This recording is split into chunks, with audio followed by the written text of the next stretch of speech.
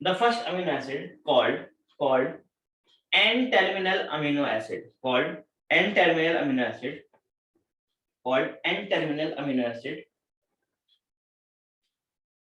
and the right end represented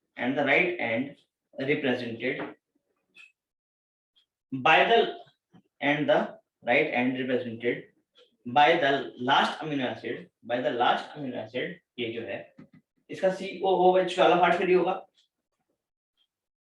last amino acid called C-terminal amino acid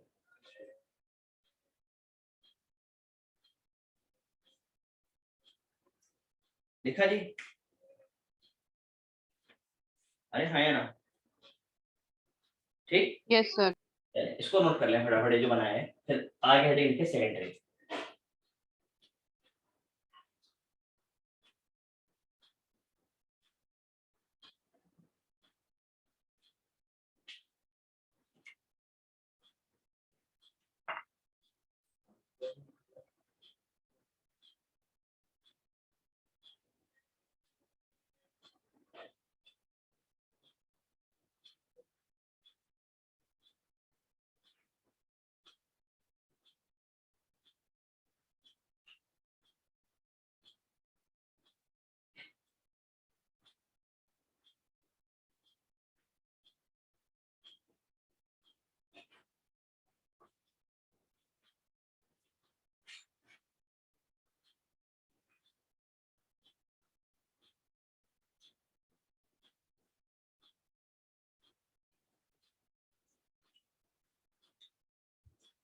noted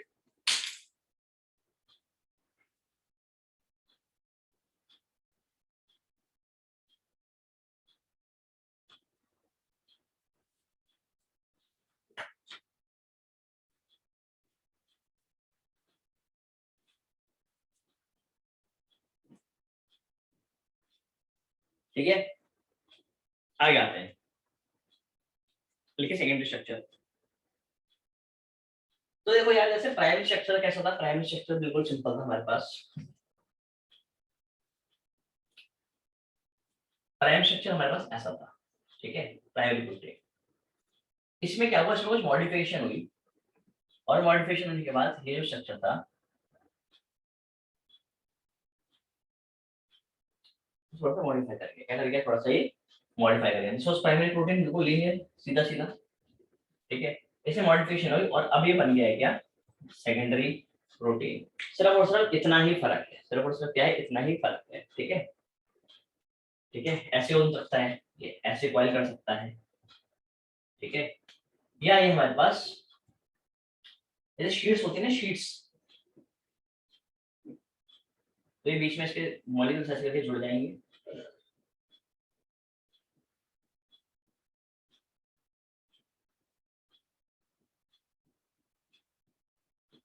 and it will form a pleated sheet pleat समझते हो pleat मैं बताओ pleat आपने देखा होगा कि जैसे पर्दे होते हैं तो पर्दों को कई बार से घुमा के रख दिया जाता है टांग दिया जाता है यहाँ पे पर्दा मेरा बाहर है ठीक है या कुछ लोग आप लोगों ने देखो साड़ी पहन ली जाती है तो साड़ी वैसे भी घुमा के ऐसे कर भाई ऐसे करके बार घुमाया जाता है ना यहाँ से है ना जैसे उठा के उसको अंदर डाला जाता है जिससे कि उसमें ऐसे करके फोल्डिंग्स नजर आती हैं देखिए आपने फोल्डिंग्स होती है ठीक है तो उनको हम प्लीट्स कहते हैं क्या कहते हैं उसको हम कहते हैं प्लीट्स तो हमारे पास जो सेकेंडरी सेक्शन है वो दो फॉर्म में हो सकते हैं एक इस फॉर्म में हो सकता है this is called as alpha helix form क्या कहलाता है अल्फा हेलिक्स ये थोड़ा सा एडवांस होता है प्राइमरी से ठीक है ना क्योंकि ये रोटेट कर गया है घूम गया है ये इस तरह से ठीक है तो यहाँ पर क्या होता है यहाँ पर इनके बीच में यहाँ पे हाइड्रोजन बॉन्ड्स बन जाते हैं टेम्परेरी हाइड्रोजन बॉन्ड्स और वो करते हैं वो स्ट्रक्चर को स्टेबलाइज कर देते हैं क्या कर देते हैं वो स्ट्रक्चर को स्टेबलाइज बोलो यार कर देते हैं ठीक है वही ये वाली फॉर्म है हमारे पास कौन सी बीटा प्लेटेड कौन सी एक तो हो गई अल्फा फॉर्म एक हो गई बीटा फॉर्म तो अल्फा को बोलते हैं हम अल्फा हेलिक्स और बीटा को बोलते हैं बीटा प्लेटेड ठीक है so these are the two forms या two structures of secondary protein इस फॉर्म में पाया जाता है ये स्ट्रक्चर्स एडवांस होते हैं इससे प्राइमरी से अल्फा और बीटा प्लेटेड दोनों में ही हाइड्रोजन बॉन्डिंग होती है बीटा प्लेटेड फॉर्म ज्यादा स्टेबल होती है क्योंकि इसमें एक्सटेंट ऑफ हाइड्रोजन बॉन्डिंग क्या होता है, बहुत ज्यादा होता है। ठीक है, पूछो जी, कोई डाउट है यहाँ तक? कोई दिक्कत तो नहीं है? ठीक है, लिखें लिखें लिखें। सेकेंड सेक्शन में लिखें, it represents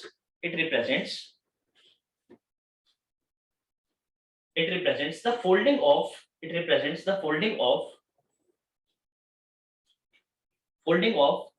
a protein folding up of a protein chain। ठीक है, full stop। next point, it may be in two forms। ये दो फॉर्म्स में हो सकती है। Number one alpha helix and number two beta pleated, alpha helix और beta pleated. ठीक है, अल्फा हेलिक्स में लिखें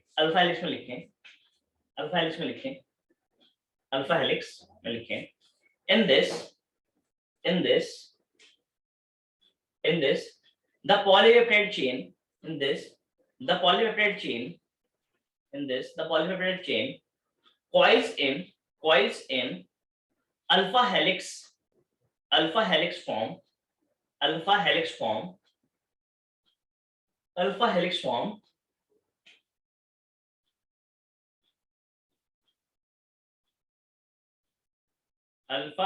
form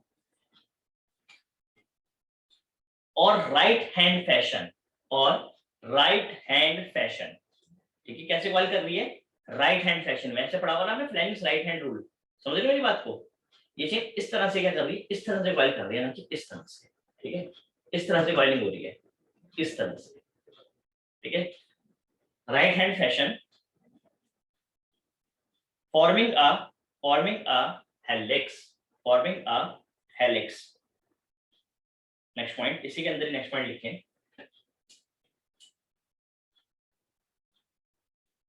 this is stabilized by hydrogen bonds।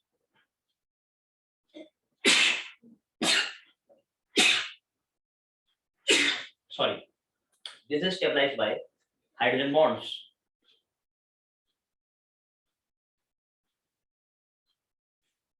Next point मतलब बीटा आ जाए, बीटा फॉर्म पे लिखें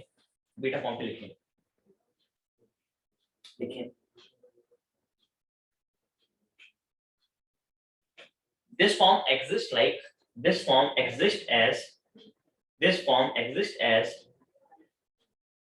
as प्लेटेड शीट। प्लेटेड, इसको बीटा प्लेटेड शीट भी कहते हैं, beta pleated sheet. This form exists as a pleated sheet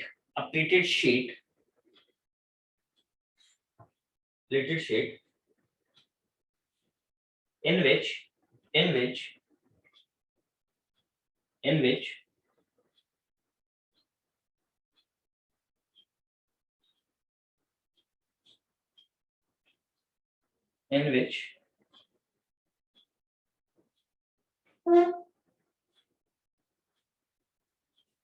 the structure is in which the sheet is stabilized by hydrogen bonds, van der Waals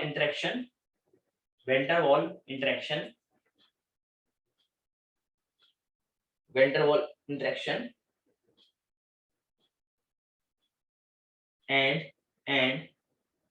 and dispersive forces लिखा, and dispersive forces। Yes, sir. Note करें इसको भी उतारना, sir इसको note करें, इन दोनों forms को फटाफट।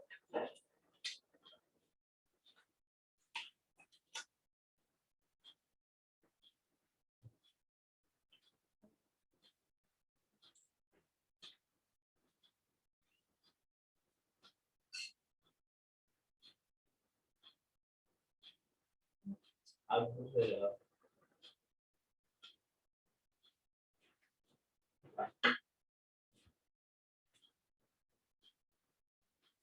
डन। आ जाओ। Done sir, done sir. Okay, तो ये था हमारे पास प्राइमरी प्रोटीन, इसमें मॉडिफिकेशन भी बन गया सेकेंडरी। सेकेंडरी मॉडिफिकेशन होगी,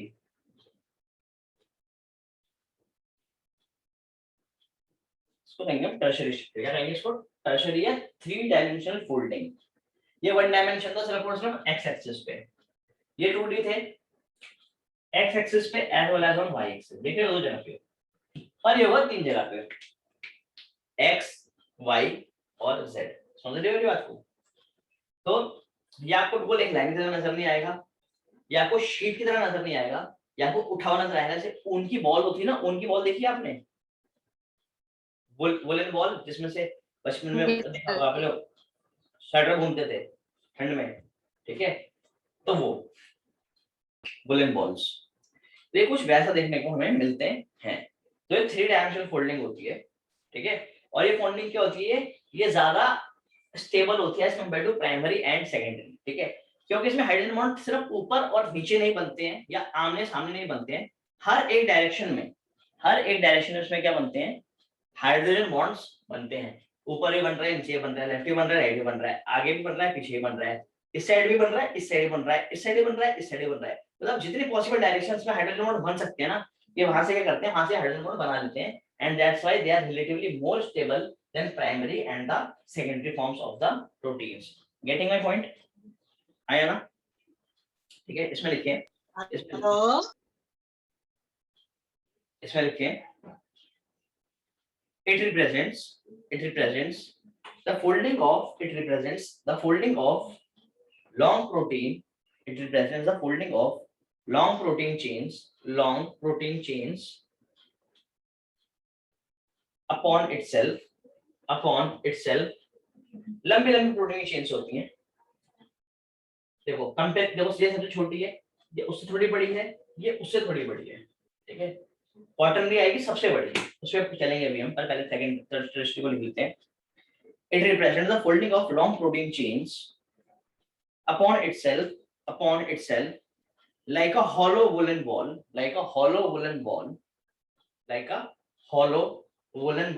अंदर कुछ नहीं होता, सिर्फ बाहर से ही एक बॉल की फॉर्म में बन जाते हैं। समझ रहे हो मेरी बात को? ठीक है, next point, it gives a 3-dimensional view of a protein. It gives a 3-dimensional view of a protein. और next point, it is essential for many biological processes, many biological activities करो, many biological। सर एक बार 3 dimensional के आगे क्या लिखा था?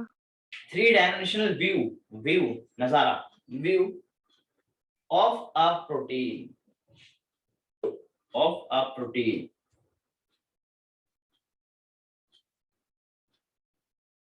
Next point, it is essential for many biological activities. It is responsible for many biological activities. समझ रहे हो मेरी बात को? अरे हाँ ना, ठीक है? ध्यान रख लेना, स्ट्रक्चर कोई भी हो, उसका पहला कार्बन क्या होगा? नाइट्रोजन एंडेड होगा, और आखिरी कार्बन क्या होगा? कार्बन एंडेड होगा। पता है ना वाली बात? Nitrogen carbon, nitrogen carbon, nitrogen carbon. नहीं भी दिखाओगे तो भी कोई बात नहीं है, बस सिर्फ समझाने के लिए बता रहा हूं, ठीक है?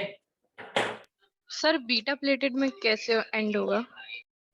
बीटा प्लेटेड में एक फैशन होता है बेसिकली, आपको यहाँ पे बता तो दिया हमने कि भैया देखो ये है, ठीक है?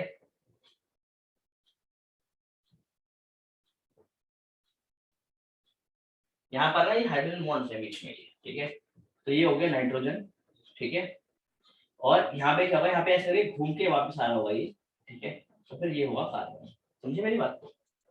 ठीक है, ये बीच में ये प्रॉपर बॉन्ड्स थोड़ी है, तो हाइड्रोजन बॉन्ड्स है। आपको पता होगा hydrogen bonds are the weak bonds. कैसे बॉन्ड्स होते हैं? ये कोई कोड, बाकी देखो ये वाले सारे बॉन्ड्स कैसे? Covalent bonds. और ये वाले बॉन्ड्स कैसे हैं? ये हाइड्रोजन बॉन्ड से इंटरेक्टिव बॉन्ड से। कैसे बॉन्ड से? इंटरेक्शन बॉन्ड से। पढ़ लिया ना आप लोगों ने क्या होता है hydrogen bond? Intermolecular intermolecular. Yes sir. हाँ तो ये वो है, इनको प्रॉपरली बॉन्ड की श्रेणी में रखा नहीं जाता, ये वीक फोर्सेस होती है। क्या होती है? वीक फोर्सेस होती है। ठीक है, चलो यस सर। चलो आगे आ जाओ। आगे चलते हैं भाई इस पे, इसको एक तो इसको उतार लो, सॉरी टर्शियरी को उतार लो, टर्शियरी को उतार लो एक बार, फिर आगे चलते हैं क्वाटरनरी पे। कैसे चलते हैं क्वाटरनरी पे?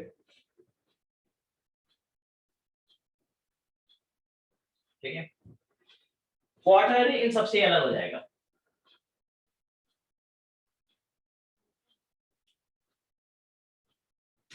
Sir done. ठीक है, देखो भाई ये स्ट्रक्चर था वन डायमेंशनल, ये था टू डायमेंशनल, ये था थ्री डायमेंशनल। पर इन सभी में, इन सभी स्ट्रक्चर्स में क्या था? इन सभी स्ट्रक्चर्स में सिर्फ और सिर्फ एक पॉलीप्लेट चाहिए थी। कितनी पॉलीप्लेट चाहिए थी बताना जरा? एक ही पॉलीपेप्टाइड चेन। पर अगर एक से ज्यादा पॉलीप्लेट चेन हो गई और वो आपस में टर्शियरी, उन सबका स्ट्रक्चर टर्शियरी है और वो आपस में मिक्स हो जाती है, तो कैसे नजर आएंगी? कॉइल अप हो जाते हैं एक साथ। यस,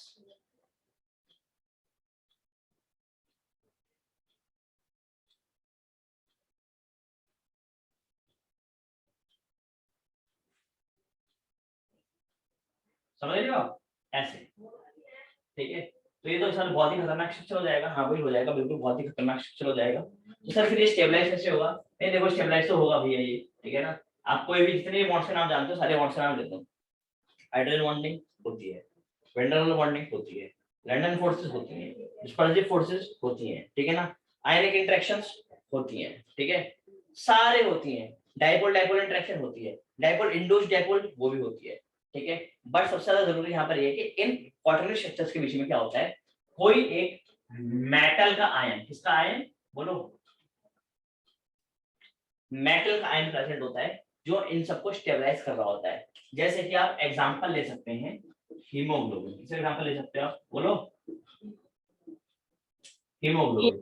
हीमोग्लोबिन एक क्वाटरनरी प्रोटीन है, प्रोटीन है जो बहुत ज्यादा फोल्ड हो रखा है, बहुत सारी पॉलीपेप्टाइड चेन सुना होगा ना आपने, अल्फा चेन बीटा चेन होती है हीमोग्लोबिन में, तो सारी चेन्स हैं और इन सारी चेन्स को स्टेबलाइज कर रहा है कौन? Fe ion. कौन सा आयन? Fe आयरन, ठीक है।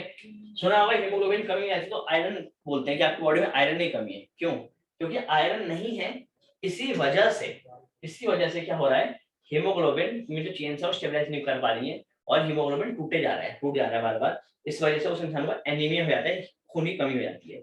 सुनिए सारी बातें ये कभी यस सर। सुनी होगी, ठीक है। तो आ जाएंगे इसमें क्वाटरनरी प्रोटीन पर आ जाएं और इसमें लिखें when a protein is an assembly, when a protein is an assembly of more than one polypeptide chain, of more than one polypeptide, one or more polypeptide, one or more polypeptide,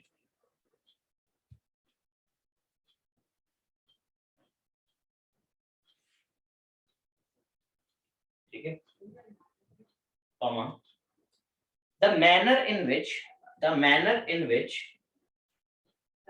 these polypeptides, the manner in which these polypeptides are arranged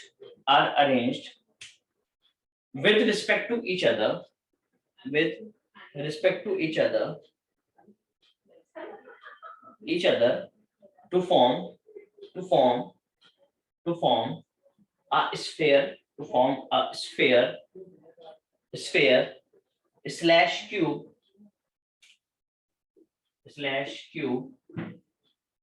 slash plate ठीक है, ठीक है, ये किसी form में use कर सकती है, ठीक है। जैसे कि हीमोग्लोबिन का मॉलिक्यूल कैसे यूज करता है? एक स्फीयर की फॉर्म में यूज कर सकता है, ठीक है ना। फोटोसिंथेसिस का मॉलिक्यूल एक क्यूब की फॉर्म में यूज कर सकता है। फोटोसिंथेसिस क्या सॉरी क्लोरोफिल का, माफ कीजिएगा, फोटोसिंथेसिस नहीं, क्लोरोफिल का मॉलिक्यूल एक क्यूब की फॉर्म में यूज कर सकता है, ठीक है। सो इनके एग्जिस्टिंग ये फॉर्म्स होती हैं, ठीक है। Next point, it give rise to quaternary structure. It gives rise to quaternary structure. ठीक है जी, पक्का?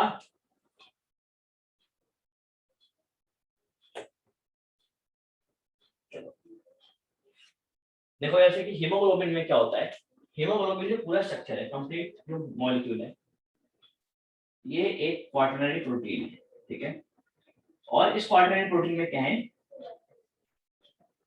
4 पॉलीपेप्टाइड चेन्स है। कितनी पॉलीपेप्टाइड चेन्स है? 4, ठीक है। एक है अल्फा, 2 अल्फा चेन्स है, 2 बीटा चेन्स है। कितनी चेन्स है? 2 अल्फा है और 2, बताओ भाई, बीटा चेन्स, ठीक है। तो एक alpha chain, 2 alpha chain, 3 alpha chain और ये 4 अल्फा चेन। और इन चारों अल्फा चेन को स्टेबलाइज कर रहा है कौन? कौन कर रहा है? बीच में Fe मॉलिक्यूल। कौन सा मॉलिक्यूल? Fe molecule. चलिए भाई फटाफट बता रहे, नोट करें।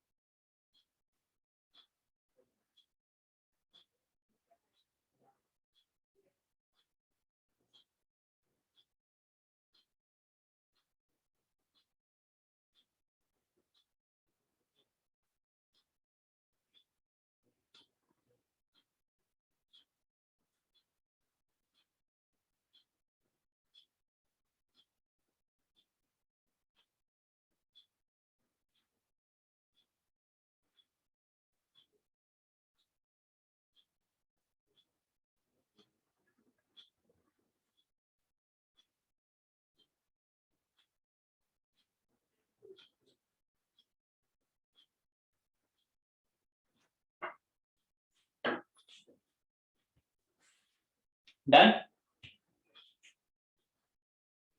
Yes sir. ठीक है, चलो भाई प्रोटीन्स वाला पार्ट हमारे पास यहाँ पे खत्म हो जाता है, ठीक है। अब हम आगे बढ़ते हैं।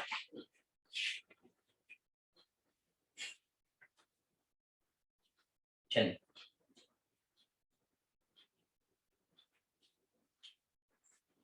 चलते हैं थोड़ा एंजाइम्स पे चलते हैं।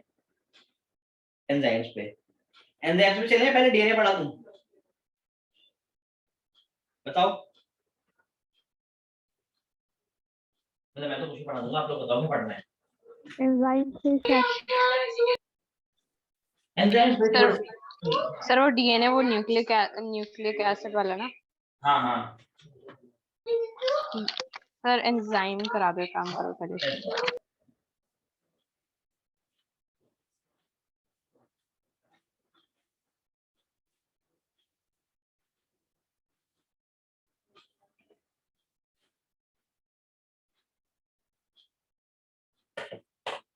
ठीक है।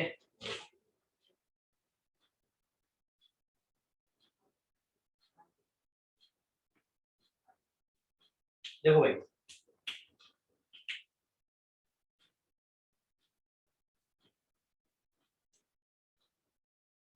क्या होता है कोई एक एंजाइम, कोई बता सकता है? एंजाइम को बेसिकली कहा जाता है, बायोकैटलिस्ट होता है, जो कि सारे जो भी मतलब जो भी मेटाबॉलिक रिएक्शन हो रहे होते हैं उनके रेट को बढ़ाने के लिए। बिल्कुल ठीक बात है। जैसे कि आपको एग्जांपल लेके बताता हूँ, आपने सुना होगा ये रिएक्शन होती है CH2 डबल बॉन्ड CH2 लिखा हुआ है यहाँ पर, ठीक है ना। ये एक एल्कीन है, क्या है ये? एक एल्कीन है। आप इसमें ऐड करते हो हाइड्रोजन, क्या ऐड करते हो आप इसमें? हाइड्रोजन। देखा है आपने? है ना? ठीक है। Yes sir. तो हाइड्रोजन की एडिशन जो होती है वो होती है द प्रेजेंस ऑफ प्लैटिनम या पैलेडियम, पैलेडियम या निकल। निकल, ठीक है। तो यहाँ पर ये प्लेटिनम पैलिडियम ये क्या है, या निकल जो होता है हमारे पास ये क्या होता है, व्हाट इज दिस। तो रिएक्शन प्रोडक्ट बन जाता है हमारे पास CH3 तो ये बन गया हमारे पास एक एल्केन। क्या बन गया, एल्केन। तो ये था हमारे पास क्या, ये था हमारे पास एक रिएक्टेंट। क्या था ये, एक रिएक्टेंट। ये बन गया हमारे पास क्या, प्रोडक्ट। क्या बन गया, प्रोडक्ट। ठीक है, ये भी रिएक्टेंट था, हाइड्रोजन भी भैया क्या था, रिएक्टेंट ही था। ठीक है, और यहाँ पे जो निकल था, निकल ये क्या था, ये था कैटलिस्ट। समझे मेरी बात को। ठीक है, वैसे ही हमारी बॉडी में बहुत सारे रिएक्शंस होती हैं, जैसे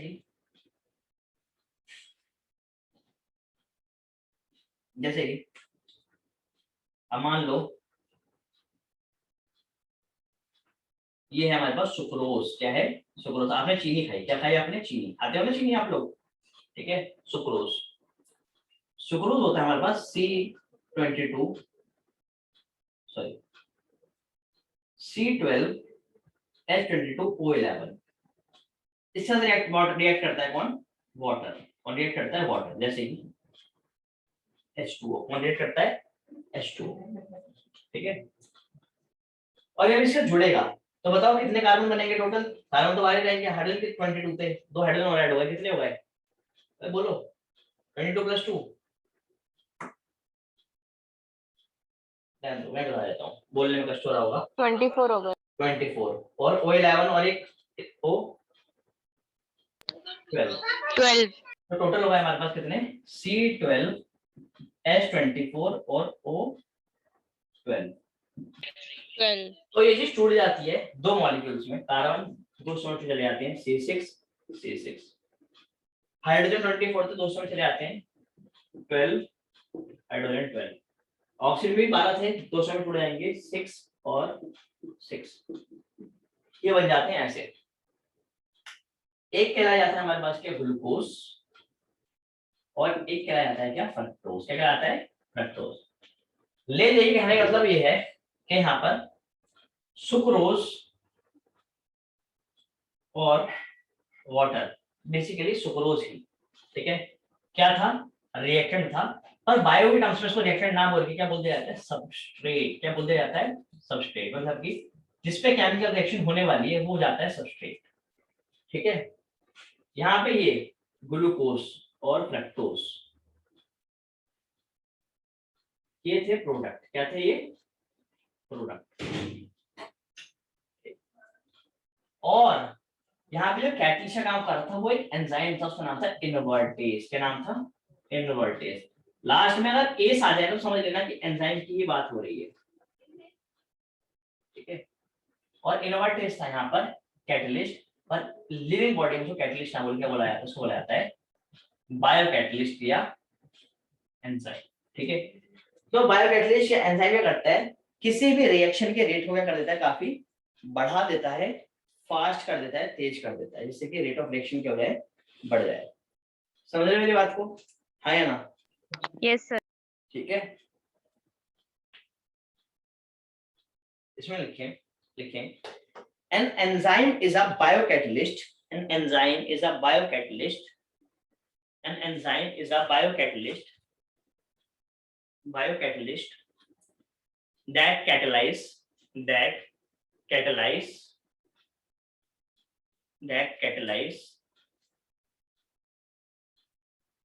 a biochemical reaction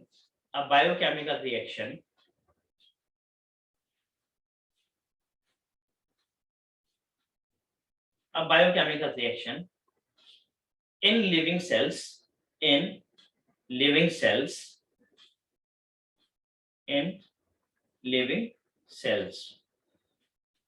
ठीक है, अच्छा आपने क्या लिखा है, क्या लिखा है आपने, एंजाइम्स आर। क्या लिखा है मैंने आपको, एंजाइम्स आर बायोकैटलिस्ट लिखा है ना। Yes sir.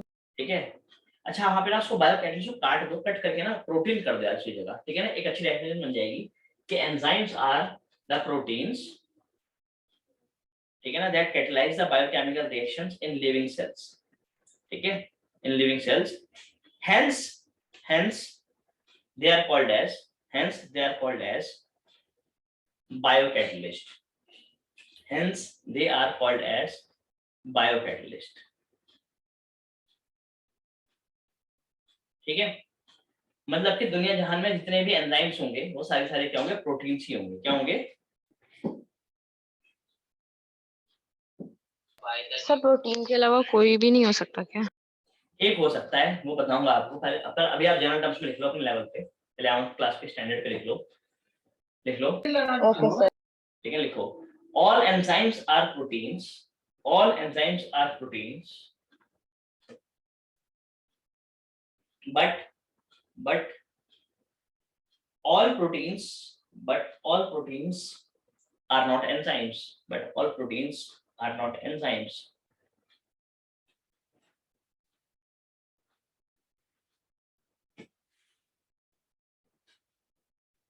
देखिए,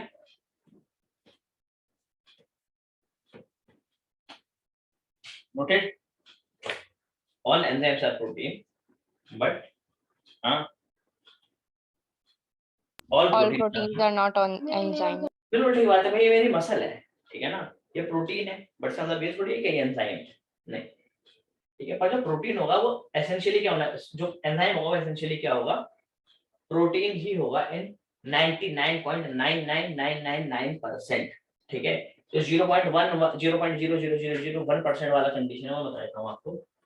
एक एंजाइम होता है, उसको कहता हूँ क्या मैं, राइबोजाइम। क्या कहता हूँ मैं इसको?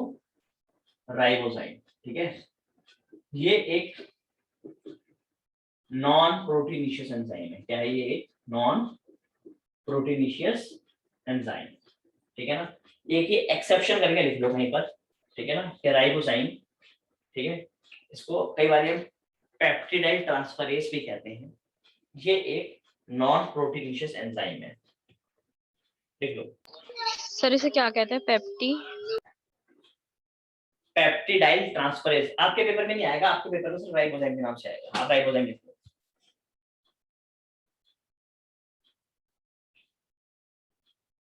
Yes sir, done. लिख लिया। ये केमिकली ये जो चीज होती है,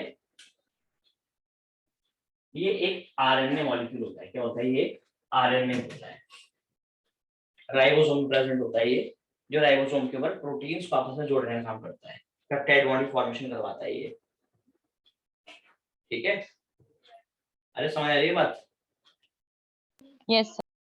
ठीक है, चलो अब आप एक काम करेंगे, फटाफट इसको लिख लें, नोट कर लें इसको, फिर हम आगे चलते हैं।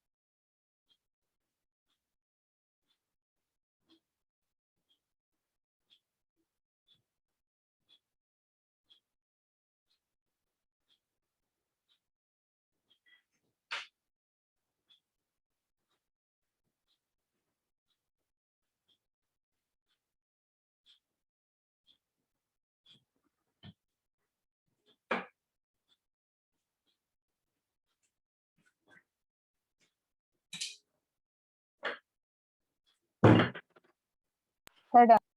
Done?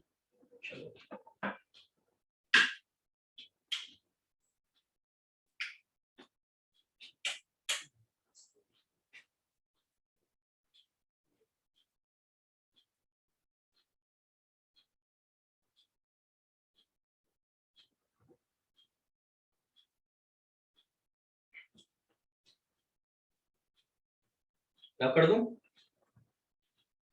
Yes. Yes.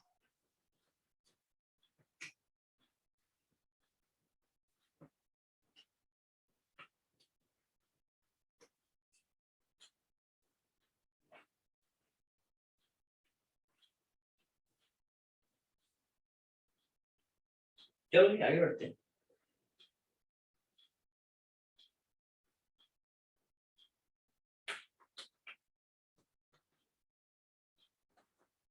ठीक है, क्वेश्चन लिखें। How do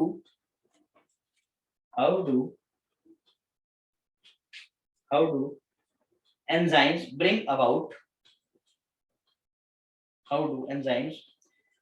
about high rates of chemical convergence?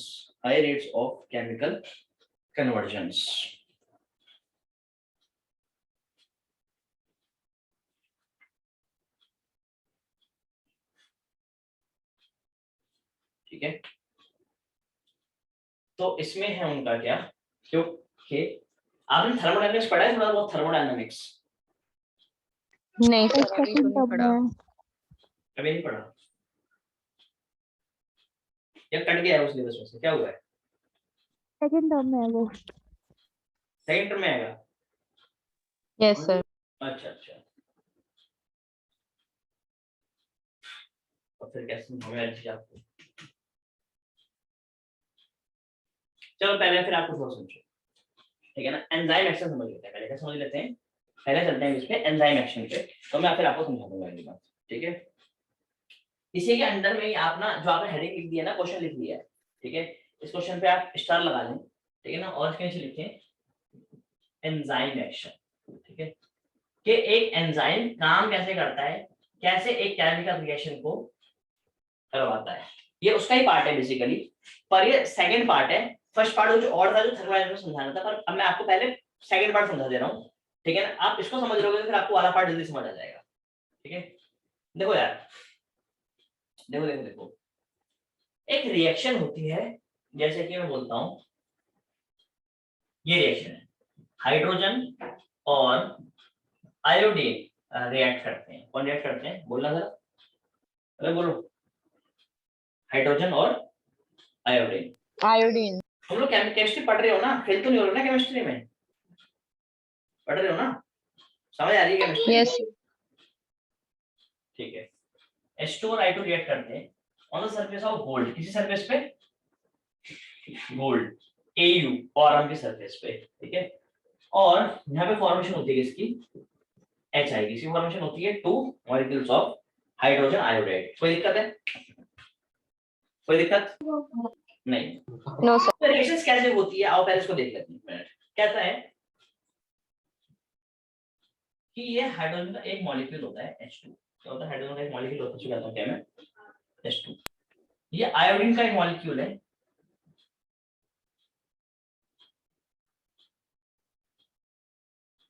कौन सा, I2। कहते हैं दोनों आपस में रिएक्ट करते हैं क्योंकि ये दोनों रिएक्टेंट है। क्या है ये, रिएक्टेंट है। तो जो गोल्ड होता है ना, गोल्ड अपनी सरफेस प्रोवाइड करता है इनको, क्या करता है, गोल्ड अपनी सरफेस प्रोवाइड करता है कि गोल्ड इनको अपने सरफेस पे, जैसे गोल्डी सरफेस है, गोल्डी सरफेस पे क्या होता है, ऐसे करके कुछ हॉलो छेद होते हैं, छेद मतलब पोर्स होते हैं छोटे छोटे, और गोल्ड के मॉलिक्यूल्स, मतलब सॉरी, ये रिएक्टर के मॉलिक्यूल्स क्या होते हैं, यहाँ पर आके ऐसे करके फंस जाते हैं, रुक जाते हैं, जैसे कि ये थे इनके एटम्स, ठीक है। तो ये एटम्स यहाँ पर आगे क्या हो जाएंगे, रुक जाएंगे, हाइड्रोजन का भी और आयोडीन का भी, समझ रहे हो? Yes sir. ठीक है। तो जैसे यहाँ पर आगे रुकेंगे तो इनके बीच में यहाँ पर क्या होगा, यहाँ पर इनके बीच में इंटरेक्शन होनी स्टार्ट हो जाती है। क्या होनी शुरू हो जाती है, बोला जरा, इंटरेक्शन, ठीक है।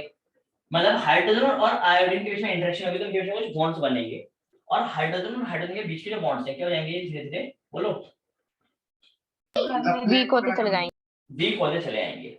और सारा काम हो कहाँ पे रहा है, गोल्ड की सरफेस पे हो रहा है। कहाँ पर हो रहा है ये, गोल्ड की सरफेस पे हो रहा है। तो ये चीज बनकर आई है हाइड्रोजन और आयोडीन के बीच की चीज, इसको कहता हूँ क्या मैं, इसको कहता हूँ क्या मैं, एक इंटरमीडिएट स्ट्रक्चर है, फाइनल तो कुछ बना नहीं है, तो उसको कहते हैं क्या, इंटरमीडिएट कॉम्प्लेक्स। क्या कहते हैं इसको, इंटरमीडिएट कॉम्प्लेक्स। समझ नहीं आ रहा है क्या बन रहा है ये, पर कुछ ना कुछ तो बन रहा है। थोड़े टाइम के बाद क्या होगा, थोड़े टाइम के बाद हाइड्रोजन और आयोडीन के बीच के बॉन्ड पूरे बन जाएंगे, like this.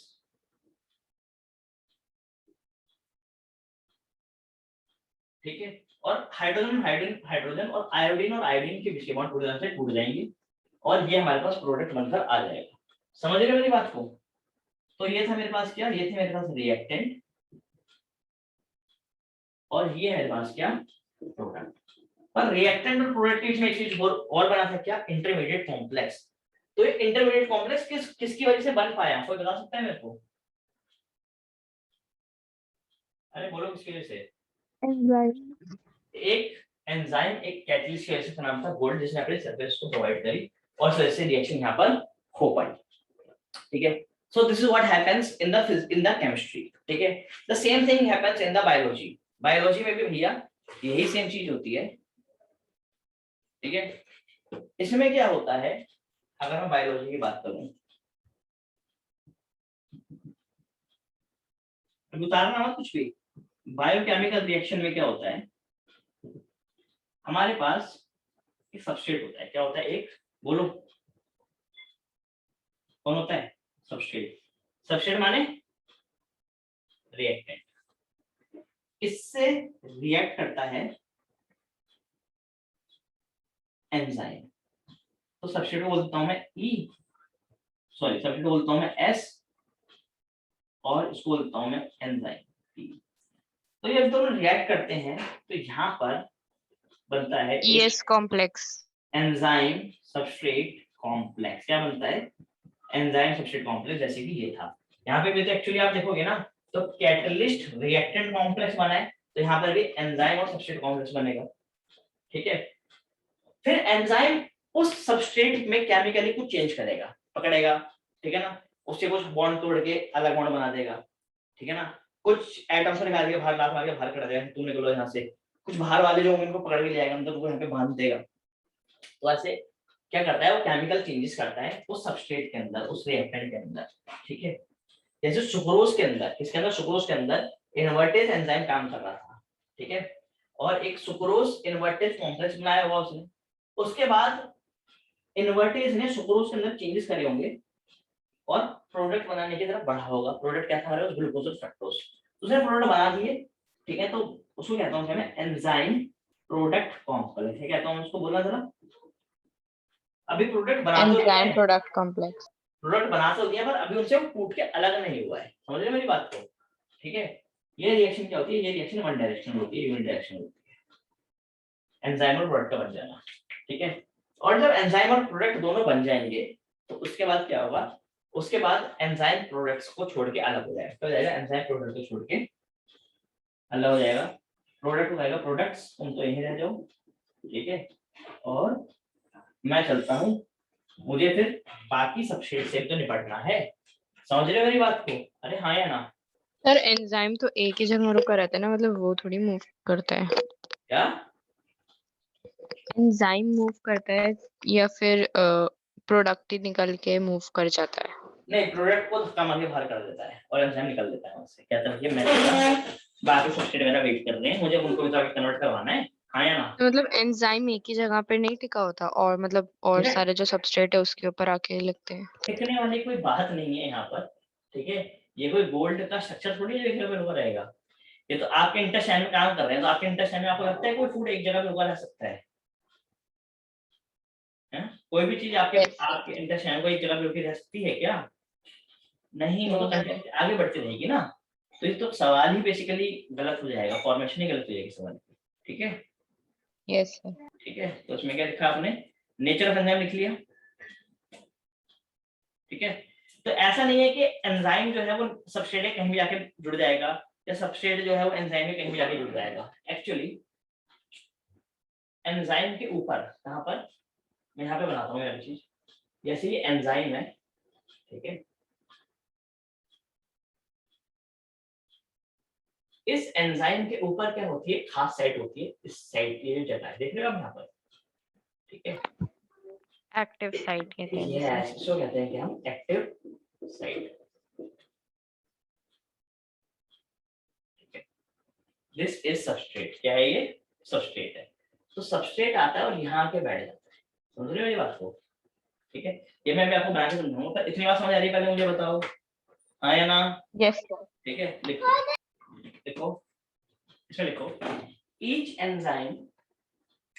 enzyme has a substrate binding site, has a substrate binding site in its molecule, in its molecule.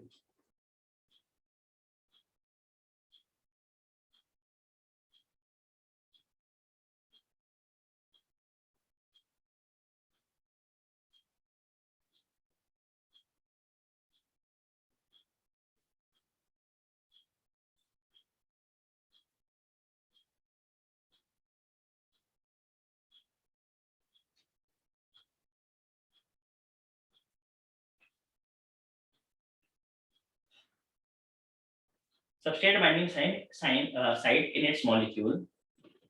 As a result, a highly reactive enzyme. As a result, a highly reactive enzyme substrate complex. A highly reactive enzyme substrate complex is formed. ठीक है. Next point. This complex. Next point. This complex is short-lived. And dissociates into its products. Sir complex के बाद एक बार बताना। This complex is short-lived.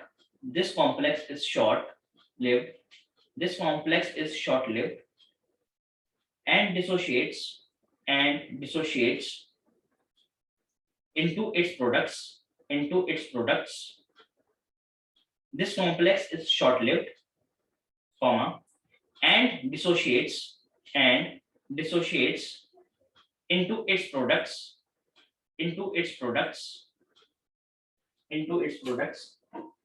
Products ज्यादा bracket में लिख लें P कि मैंने बनाया है products, and the unchanged enzyme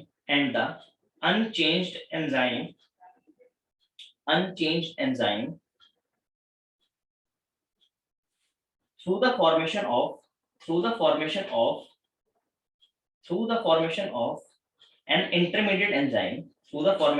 an intermediate enzyme product complex, enzyme product complex.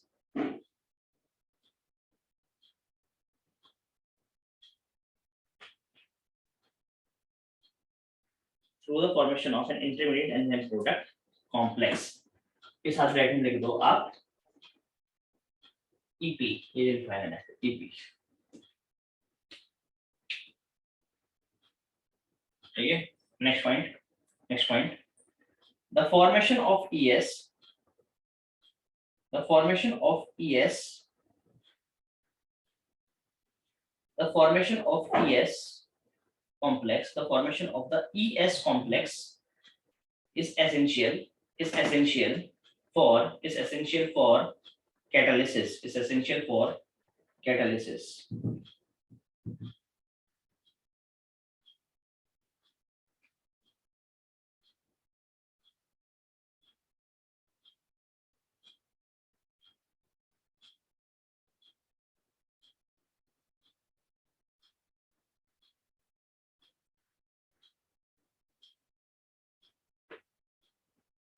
Essential for catalysis. ठीक है, अब आप एक काम करो, अब आप इस बायोकेमिकल रिएक्शन को नोट करो पूरा कंप्लीट।